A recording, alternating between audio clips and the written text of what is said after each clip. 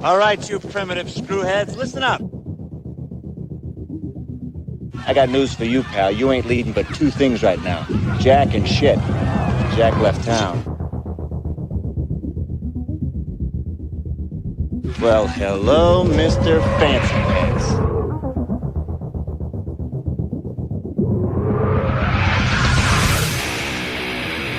What was that ruckus?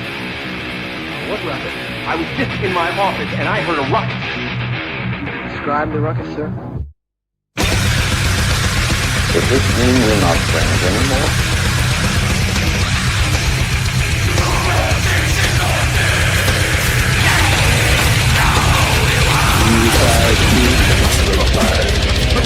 Not me. I'm in my prime. You're out of your mind. Ain't it cool?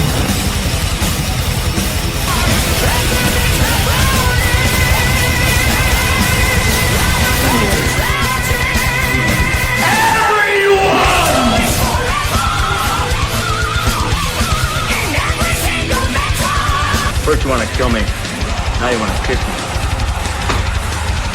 Blow.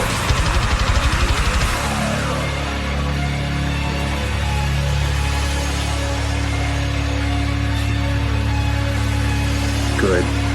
Bad. I'm the guy with the gun.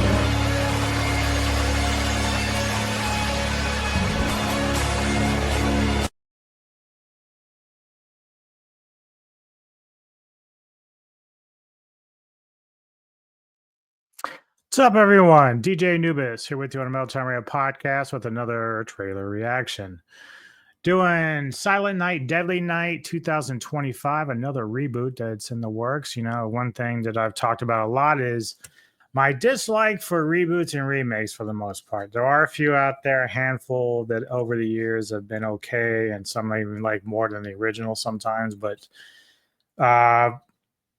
99% of them I'm not really that crazy about. So I'm always hesitant to get excited about stuff like this, even though I know why they kind of do it. You know, Hollywood runs out of ideas. They know how to draw people in through the brand names, and they do that. Even with Disney and all this other stuff when they're rebooting, you know, Mermaid and all this other stuff. So it makes sense why they do it. It's just that unfortunately, a lot of times they don't capture what it was that made those original films special. Even when they know that they can technically improve upon something that, so, you know, I talk about this with some of the collaborators that I discuss stuff with.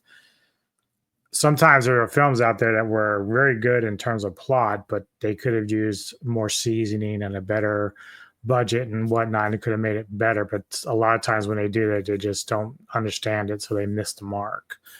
Not saying that's going to happen with this film.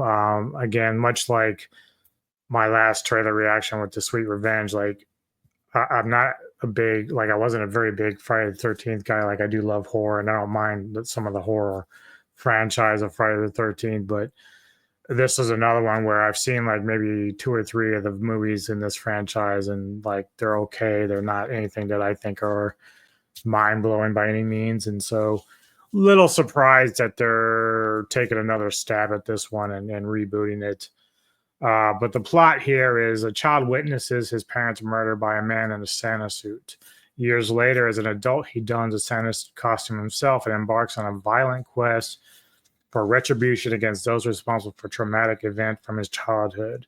This is also directed by Mike P. Nelson, who's doing the Sweet Revenge thing, and he's the one that directed Wrong Turn.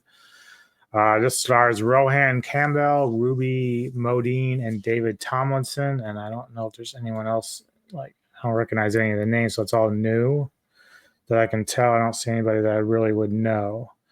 But that's okay. You know, it's fine. You're going to go with your own cast, do your own thing. So yeah. Again, like I said, I don't know a whole lot about this franchise in terms of the history other than the 2 or 3 films that I saw. I think there's like 5 or 6 in the franchise. So I'm assuming Kevin Lambert at Entertainment Headquarters will probably do a franchise review of these films at some point on his channel. So I'll probably end up talking about some of these things again. But Yeah, so let's go ahead and check out this reboot for this Silent Night, Deadly Night. In 1984, one film shocked audiences, was banned from theaters, and traumatized a generation. Don't waste no The time studio there. that brought you Terrifier 3 comes a new and unrated vision of the cult classic. This Christmas, spread the holiday fear. Silent Night, Deadly Night.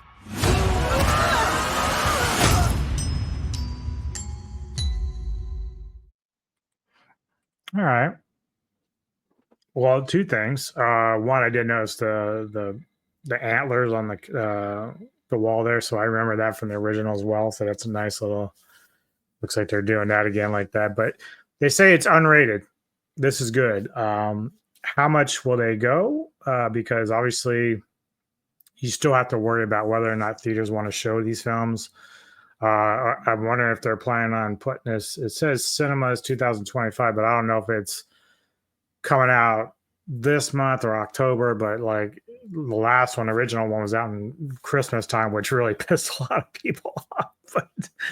But I like when they do shit like that because it's just like says, you know what, fuck you. Like, you don't want to watch it, don't watch it. But this is what we're doing. This is the spirit of this whole idea behind this whole fucking movie is the Christmas time thing, even though it's horror. Just from the scenes in there, man, like it looks like it's gonna go pretty far and like have some real fun. And plus, the studio brought Terrifier 3, which I have not seen yet, but I saw the first two Terrifiers and they really pushed the limit of the gore and stuff. So I don't mind that. Like, I know for myself when it comes to horror, like, you know, I kind of like have waned a little bit on how much gore I want to sit through a lot of times because like I've seen it's like I've become desensitized to it. But at the same time, in the modern age, I feel like a lot of films are just holding back. And so when they could have really just gone the distance and, you know, push the envelope a little bit, then I get kind of disappointed when they don't, because sometimes that will benefit a film. Like I didn't think I'd like those Terrifier films, and I turned out really enjoying them. So until I see the third one I haven't seen yet, you know, I enjoy them for what they are, and that's what's fun about it. So hopefully this film doesn't hold back. I hope it kind of just does what they say. It's going to be unrated. Just go all fucking balls into it. Like, have fun with it, right? Don't shy away. You know, if people don't want to see it, you know, fine, put your warning labels, whatever you got to do to say, a lot of gore in this. Don't watch it, please. Don't take your kids to this. But yeah, have fun with it. Do your thing with it. As far as content for the week, later this afternoon, I'll be getting together with Aaron Penn from Cult of Cinema to do the next episode of Vintage Cult Cinema. He is like, even though I don't talk to him too much, he is like one of my idols in terms of like movie knowledge. Like, he is very smart. He knows a lot about the classic films and even cult films in general. He is so good and so knowledgeable on this stuff. So I can't wait to talk to him because we're going to review 1971's The Strange Vice of Mrs. Ward with Edwidge Fenwick in this. And so like I'm a big fan of hers. I love her. So we're gonna review that, and we'll have that up for you guys by the evening. Wednesday, Mr. Tony and I are getting together again for our Ghouls of Midnight segments. I've chosen 2024's Humane, which Neko and I actually watched last night, and then he chose 1988's Waxwork. And so we'll have those reviews up sometimes this week as well. I'll also be going to see Fantastic Four. I know I told a lot of people I wasn't planning on to because I had no interest in it, but there's really just so much hype about it, about how much it's as good as Endgame, and I'm really intrigued about that. And I have a lot of friends who are collaborators that have gone and seen it and said that it's good. So I kind of trust their judgment on this, as we all kind of like the same shit. It doesn't mean that I'll come out of it liking it, but I am going to take my mother-in-law, who doesn't get out too much right now. So she's excited. She wants to see this. So I'm treating her to that, to go out and see this. And then Monday, Neko and I were supposed to do our next episode of the Cultureverse Mindset, but we'll do that on Friday to make up for this month. And then Saturday, got a lot going on. Saturday. So I'll be getting together with a friend of mine from Pisectomy, who I did an interview with, Jason Stefan. We're going to be doing our top 10 Devin Townsend album list, breaking it down because we're both big prog and Devin Townsend fans. So we're going to go back and forth and give our list of our top 10 records from his catalog of stuff. Later in the evening, getting together with Fat Samurai Guy as well as author Rick Myers, to do the next episode of Action Film Autopsy on the Fat Samurai Guy's channel. And then later in the evening, of course, getting together with Alvin for Silver Screen Savants.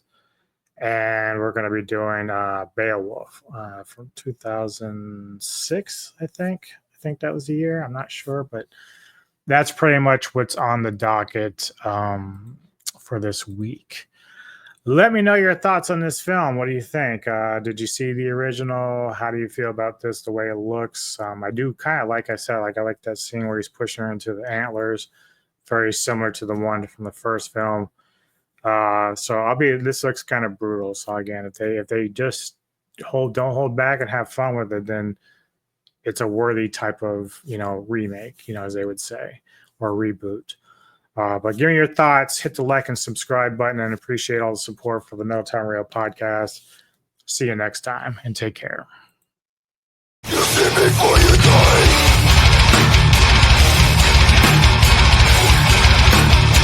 Find the